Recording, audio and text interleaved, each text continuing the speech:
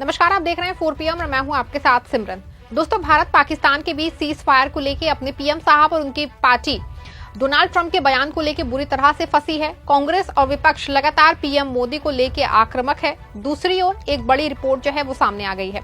Report ये है कि सीज फायर के बाद अपने पीएम साहब के बहुत खास माने जाने वाले देश के 2 उद्योगपतियों को 1000 करोड़ से ज्यादा का फायदा हो गया है।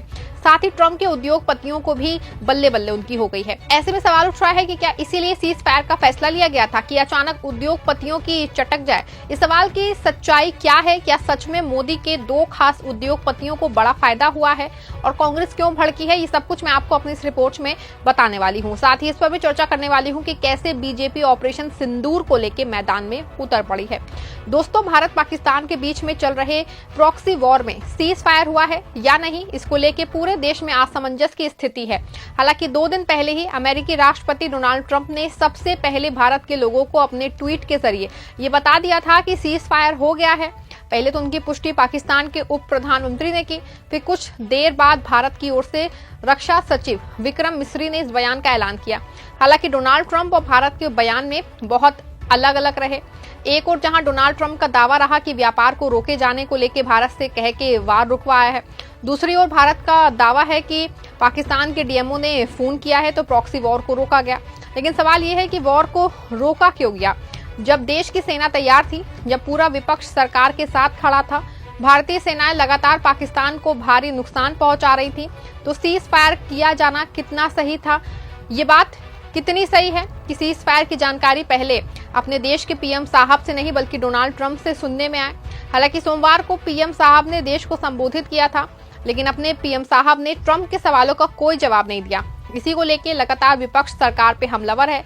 सुनिए कांग्रेस प्रवक्ता सुप्रिया श्रीनेत का बयान। मंत्री के 22 मिनट के भाषण में कुछ चीजें और कुछ जवाब हमें नहीं मिले। उनके थोड़ी देर पहले ही अमेरिका के राष्ट्रपति डोनाल्ड ट्रंप बोले थे और उन्होंने कहा था कि उन्होंने व्यापार की धमकी देकर यह सीज फायर कराया। तो प्रधानमंत्री ने यह क्लियर नहीं किया कि क्या वाकई आप अमेरिका के दबाव में थे। ये बार बार क्यों कह रहे हैं कि सीज फायर उन्होंने कराया, ये पहली बात। दूसरी बात, डोनाल्ड ट्रंप ने अपने वक्तव्य में कहा कि वो कश्मीर में मध्यस्थता करेंगे। क्या हिंदुस्तान ने किसी तीसरी पार्टी की मध्यस्थता को स्वीकार कर लिया है? क्योंकि हमने आज तक थर्ड पार्टी इंटरफेरेंस को बिल्कुल सिरे से नकारा है। तीसरी बात, अमेरिका के स्टेटमेंट में कही गई थी कि दोनों प्रधानमंत्री, पाकिस्तान और हिंदुस्तान के प्रधानमंत्री, किसी न्यूट्रल जगह मिलेंगे। क्या वो मिलने वाले हैं पाकिस्तान के प्रधानमंत्री से? क्या हम डिप्लोमेटिक चैनल्स खोलने वाले हैं? इस बात का जवाब नहीं मिला। इस बात का भी जवाब नहीं मिला कि ये सीज फायर उस समय क्यों हुआ। और प्रधानमंत्री ने कहा सेना ने ऐसी आक्रामक कार्रवाई की कि पाकिस्तान घबरा गया। तो ऐसे टाइम पर जब पाकिस्तान बौखलाया हुआ था, हमने किसके दबाव में आकर सीज फायर किया? सुना आपने कि कांग्रेस का साफ तौर पे मानना है कि सीज फायर में अमेरिकी राष्ट्रपति डोनाल्ड ट्रंप इतना आगे क्यों है। हालांकि ये सवाल सिर्फ कांग्रेस के मन में नहीं है, बल्कि देश की हर जनता भी यही सवाल उठा रही है। क्योंकि जब सोमवार की शाम को सीज फायर के बाद अचानक पाकिस्तान बॉर्डर पे जम्मू कश्मीर से लेकर राजस्थान और पंजाब में जिस तरह से पाकिस्तानी ड्रोन भारतीय सीमा में घुसे और उसको भारतीय सेना ने मार गिराया है, उसके बाद से ये सवाल उठ रहा है कि ये कौन सा सीज फायर है। आपको बता दें कि 13 मई की रात के अलावा सुबह जम्मू कश्मीर के शोपियां में बड़ा मिलिट्री एक्शन हुआ है। इसमें 3 आतंकवादियों के मारे जाने की खबर सामने आई है। ऐसे में सवाल खड़ा हो रहा है कि क्या सच में सीज फायर हुआ भी है या फिर नहीं। हालांकि इन सवालों के बीच एक चौंका देने वाली खबर आई है। खबर है कि अपने पीएम साहब के बहुत ही खास 2 उद्योगपतियों को सीज फायर से बहुत बड़ा फायदा हुआ है। सीज फायर के बाद पीएम साहब के 2 उद्योगपतियों की नेटवर्थ में अचानक उछाल हो गया है। इन दोनों उद्योगपतियों ने मिलकर 1000 करोड़ रुपए से ज्यादा की धनराशि अपनी संपत्ति में जोड़ ली है। आपको बता दें कि सोमवार को हफ्ते के पहले कारोबारी दिन शेयर बाजार में गजब की तेजी देखने को मिली थी।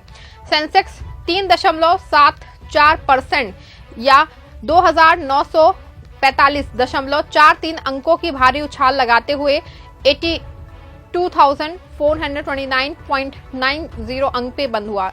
दिन में कारोबार के दौरान सेंसेक्स 3000 अंकों से ज्यादा चढ़ गया और साथ में निफ्टी ने भी शानदार प्रदर्शन किया और 616.70 अंक यानी कि 3.82% की तेजी के साथ 24,924.70 अंक के स्तर पे बंद हुआ। बता दें कि शेयर बाजार में इस बढ़त का फायदा देश के 2 दिग्गज कारोबारी मुकेश अंबानी और गौतम अडानी को भी हुआ। दोनों ने एक ही दिन में 1000 करोड़ डॉलर कमा लिए। ब्लूमबर्ग इंडेक्स के मुताबिक शेयर बाजार में आई तेजी से अंबानी और अडानी दोनों के नेटवर्थ में इजाफा हुआ है। इंडेक्स के मुताबिक सोमवार को रिलायंस इंडस्ट्री लिमिटेड के चेयरमैन मुकेश अंबानी की नेटवर्थ में 4.42 बिलियन डॉलर यानी कि करीब 442 करोड़ डॉलर की बढ़ोतरी हुई है, जबकि अडानी ग्रुप के फाउंडर और चेयरमैन गौतम अडानी का नेटवर्थ एक ही दिन में 5.31 बिलियन डॉलर यानी कि 531 करोड़ डॉलर बढ़ा है। दिलचस्प बात यह रही कि इसी के साथ गौतम अडानी दुनिया के 20 सबसे अमीर लोगों की लिस्ट में जो है वो शामिल हो गए हैं। सोमवार को भारतीय शेयर बाजारों में करीब 4 सालों की सबसे बड़ी तेजी देखने को मिली। नतीजतन निवेशकों की एक ही दिन में 16 लाख करोड़ रुपए से अधिक की कमाई हुई। हालांकि सोमवार को सिर्फ भारतीय ही नहीं बल्कि अमेरिकी और यूरोपीय बाजारों में भी तेजी देखने को मिली। इस तेजी का ही असर है कि एलन मस्क से लेकर मार्क जुकरबर्ग तक की संपत्ति में बढ़ोतरी हुई है। सोमवार को एलन मस्क को एक ही दिन में 14.5 बिलियन डॉलर का फायदा हुआ, जबकि मेटा के सीईओ मार्क जुकरबर्ग का नेटवर्थ 16.1 बिलियन डॉलर बढ़ा है। अमेजॉन के जेफ बेजोस ने इस दौरान जो है 14.3 बिलियन डॉलर का मुनाफा कमाया है। आपको बता दें कि सब कुछ सिर्फ सीज फायर का असर है। सीज फायर होने से निवेशकों के मन में एक गजब तरह का उत्साह दिखाई दिया है। इसमें ना अपने पीएम साहब के 2 खास उद्योगपतियों की बल्ले बल्ले हुई है, बल्कि इस ट्रंप के खास उद्योगपति भी मुनाफा कमाते दिखाई दे रहे हैं। ऐसे में एक बार फिर से सवाल उठना शुरू हो गया कि क्या इसके लिए ही सीज फायर को रोका गया था। देखिए, खबर मौजूद है, एबीपी की खबर है। खबर में साफ तौर पर लिखा है, भारत पाक के बीच सीज फायर के बाद अडानी अंबानी हुए और मालामाल, एक ही दिन में कमा लिए 1000 करोड़ डॉलर।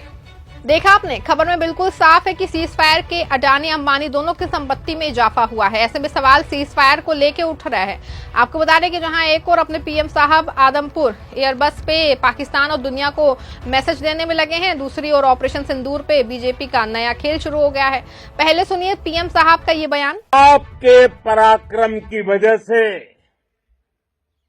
आज ऑपरेशन सिंदूर की गूंज हर कोने में सुनाई दे रही है। इस पूरे ऑपरेशन के दौरान हर भारतीय आपके साथ खड़ा रहा। हर भारतीय की प्रार्थना आप सभी के साथ रही। आज हर देशवासी अपने सैनिकों, उनके परिवारों के प्रति कृतज्ञ है, उनका ऋणी है। सुना आपने कि पीएम साहब ऑपरेशन सिंदूर के नाम पे क्या कुछ कह रहे हैं। दूसरी ओर इसको भुनाने की कोशिश पूरे देश में बीजेपी शुरू कर चुकी है।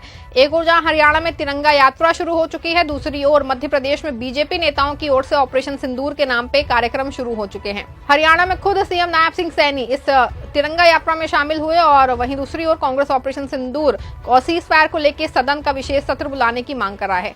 सुनिए सुप्रिया श्रीनेत का ये बयान। ये उनका व्यू है। मुझे ऐसा लगता है पार्लियामेंट या सदन इस देश का प्रतिबिंब है। इस देश के लोग अपने प्रतिनिधियों को चुनकर भेजते हैं। इस देश के लोगों को जवाब मिलना चाहिए और वो जवाब सिर्फ और सिर्फ सदन में मिल सकता है। जब 62 में जवाहरलाल नेहरू जी सदन बुला सकते हैं, सत्र बुला सकते हैं, अटल जी के कहने पर बुला सकते हैं, या उनको लगा कि डेमोक्रेसी में उनकी जिम्मेदारी है ऐसा करना, तो अब ऐसा क्यों नहीं किया जा रहा है। ऑल पार्टी मीटिंग में प्रधानमंत्री आते नहीं है। 2 बार मीटिंग हो गई। ऑल पार्टी मीटिंग में कहा जाता है वहां पर परमिशन नहीं थी, बाद में पता चलता है वो बात गलत कही गई थी। तो बहुत सारी ऐसी बातें हैं।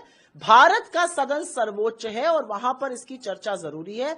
हम मांग करते हैं स्पेशल सेशन बुलाया जाए। सरकार कुछ बातों पर और नेशनल सिक्योरिटी पे आपसे कोई सवाल नहीं वहां पर पूछ रहा है। कौन, कोई बेवकूफ तो बैठे नहीं है सदन में।